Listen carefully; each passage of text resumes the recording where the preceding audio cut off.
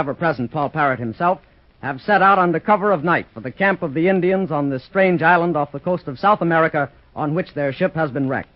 Ezra Grange and the rest of the crew will be along shortly after them, as soon as the men recover from the raid they've just gone through at the hands of the savages. But our four friends have set out in advance, because Misto, the magician who leads the Indians, has not only raided their camp on the beach, but kidnapped Annabelle Wilson, the young girl who was the fiancée of Captain Karsh, the privateer who was also wrecked with the Paul Parrot. Besides that, Briney, the hook-handed first mate of the privateer, has joined forces with Misto and carried off the Paul Parrot's diamonds during the raid. Our friends reach the Indian village, and just as they are watching Misto preparing one of his magic feats to impress the Indians, the magician is informed by one of his guards that both Karsh and Captain Dalton, whom Misto thought securely tied in one of his huts, are gone. The Indians are aroused, and when Paul Parrot gives away our friend's hiding place in the bushes by squawking, the Indians bear down on them, and Dickon is hit in the shoulder with an arrow. Johnny and Sue drag the weakened Dickon to safety, while Captain Dalton prepares to stand off the savages with his pistols as long as he can.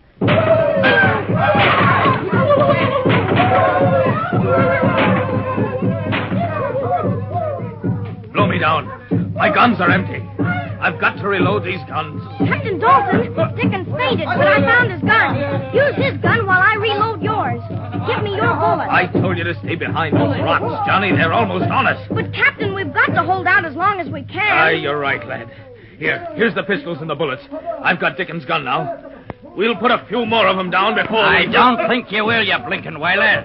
One more shot and I finish you all off. Oh, it's Briney. He's crept up from behind us. Aye, my little canary. And I've got me gun on you. I guess he's got us, Captain. Even if we do shoot at him, he can shoot Sue and Dickon before we can interfere. Aye, lad. It looks like we've got to give up the ship. We give in, Briney. But you just wait until our men... Go there, Johnny. You don't need to know that. Call off those yelling savages, Briney. You've got lots of nerve fighting off a whole tribe. I'll say that for you. Ahoy, Misto! I've got him! Good work, Briney. Ooga, pull the door.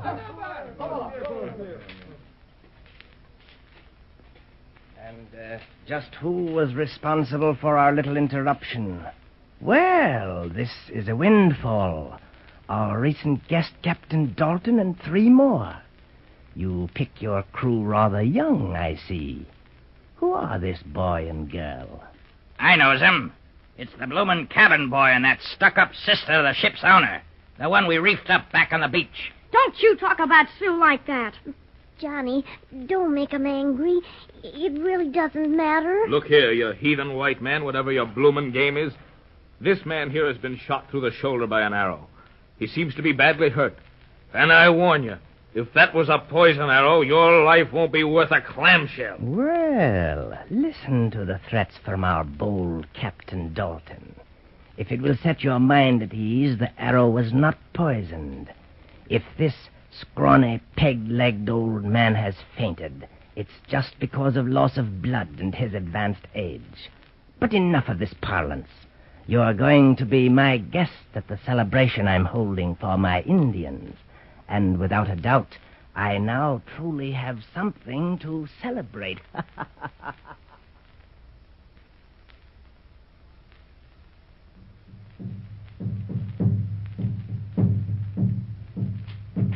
Johnny, you're not frightened, are you? Frightened? No, he can't do anything to us, Sue. He just wants to show us to the Indians to impress them just how smart he is. I'm glad he didn't separate us, Johnny and Sue. And it looks as if Dickon's going to be all right. Avast, of course I'm going to be all right. You can't kill a hard-shell old barnacle like me, you can't. But did you get that remark that swab Misto passed about me? You mean when I told him you were hurt? Aye, Captain. If this scrawny, peg-legged old man has fainted, it's because of his advanced age. Scrawny, am I? I'll show the blinking landlubber. Easy there, Dickon, easy. Let's lay low and see what Misto has up his sleeve. Oh, Dickon, what happened to Paul Parrot? I haven't seen him since we were captured. Aye, lass, and after how he gave us away by his full squawking, I ain't so sure I ever wants to see him again, I ain't. But, Dickon, he didn't do it on purpose. After all, he's just a bird. He can't think like we do. Blow me down. Look. Misto's leading Miss Annabelle Wilson out before the fire. She looks a little frightened, but at least she hasn't been harmed. He's putting her in one of those big cages behind the council fire. And that awful black leopard is in the other. Listen, he's starting to speak. Holla, no, bolero.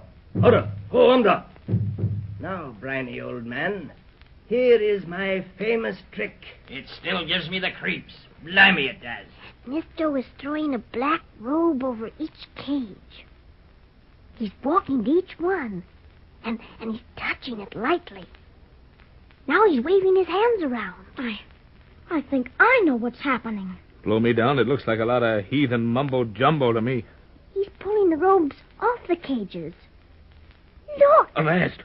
Miss Wilson and the leopard have changed cages. Batten down me hatch. It's black magic, it is. You see what an effect it has on them? They're mine, my slaves, ensnared by my magic.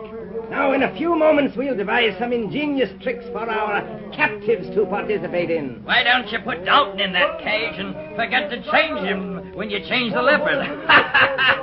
Like you did that time back in Singapore. You are a bloodthirsty scoundrel, Briny, me lad. That will all come in due time. I have it. I know how he does it. I can do it, too. Johnny, where are you going? Come back here, Johnny. As long as he didn't tie us up, but just put us here by the side of the fire, I'm going to show him up before those Indians. It's a dangerous trick, lad. But we'll back you up as well as we can if anything happens. Ah, now, Briny. Well, what do you think you're doing walking boldly up to me, boy? I want to show you something. Give me those black robes. Blimey, what's the little monkey up to? Who knows? Let's see what idea he has in his crazy head. It may be amusing. He's taking the robes and throwing them over the cages, just like you did. And he's waving his hands around. Look, the brazen little fool. He's pushing the levers on the sides of the cages. He's found out how I work the trick. He's pulling the robes off. So help me. The girl in the leopard has changed again. He's ruining me. If the Indians see that a child can do these feats of magic, they'll lose their respect for me. I must act quick. Order, go.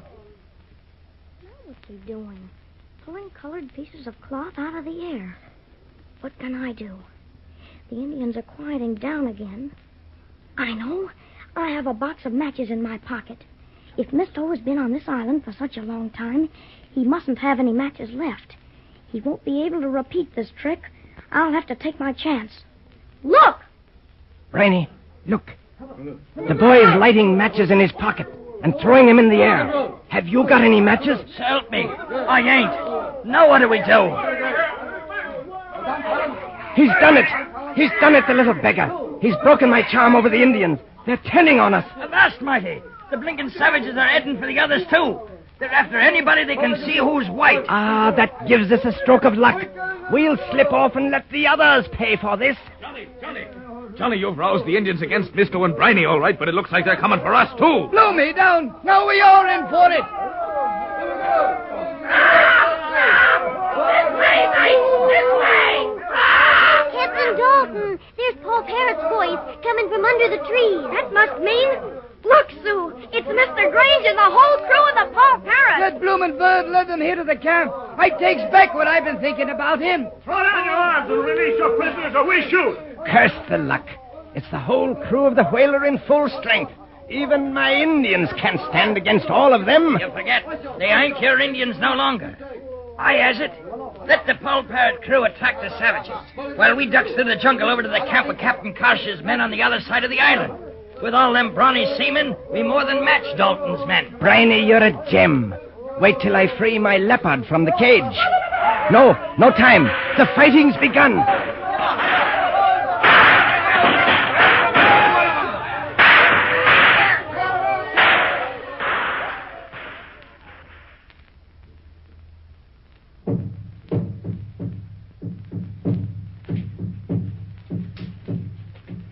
Sue, I don't think we should have left the fight. Well, Johnny, with Captain Dalton and my brother Ezra in command of all our men, you know they can win from those Indians and get Annabelle safely back again. But you know as well as I do that Misto and that awful Briny got away. I think you're right, Sue. It's up to us to find out where they went. Well, after all, they don't need us in that fight. We can't help them. Oh, I don't know. Oh, I know you could help fight Johnny. But wouldn't it be better if we found Briny? After all, he still has the diamonds. You're right, Sue. You're always thinking of the right things. Look, the moon's up. Yes, it's not hard to see in the forest at all. Sue, I know where we ought to look. Where? At the other side of the island at the camp of the privateers' men. That's where Briny would head. That's right, Johnny. Can you find the way? Sure I can. That's easy. Sue, look ahead there. Where? I don't see anything. Right between those trees in the moonlight. Oh, it looks like a big shadow. But it's moving. It's moving real slow right towards us. Oh, Johnny, what is it? I don't know. I hope... Sue, look. It has flaming eyes. Oh, Johnny. It can't be Mr. Black Leopard. No, the Black Leopard was inside the magician's cage. But whatever it is, it's creeping right at us. Oh.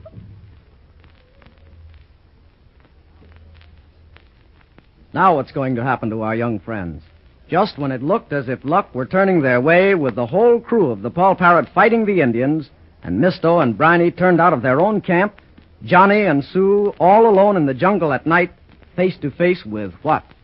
And no one near to help them. Johnny has no gun. What is going to become of them? Well, we'll just have to listen to the next transcribed episode in the Cruise of the Paul Parrot to find out. Until then, this is your Paul Parrot announcer, Dave Ward, saying goodbye.